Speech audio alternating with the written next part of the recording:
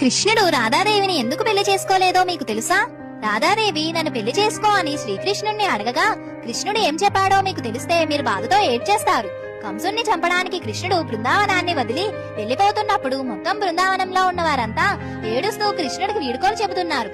చివరిగా ఒక్కసారి రాధని చూద్దామని ఆమె దగ్గరికి వెళ్ళగా ఆమె ఏడుస్తూ ఉంటుంది. ఒక్కసారిగా కృష్ణుణ్ణి చూడగానే బాధతో ఏడుస్తూ హత్తుకుంటుంది. కన్నయ్య, మీ కళ్ళల్లో చూస్తుంటేనే అర్థమైపోతుంది ఇక నన్ను చూడడానికి మీరు ఎప్పుడూ రారు అని. నువ్వు లేకుండా నేను ఎలా బతకాలి? నన్ను వదిలేసి మీరు ఎలా వెళ్లిపోతున్నారు? మీకు బాధ అనేది లేదా? నన్ను కూడా మీతో పాటు తీసుకుని వెళ్ళండి.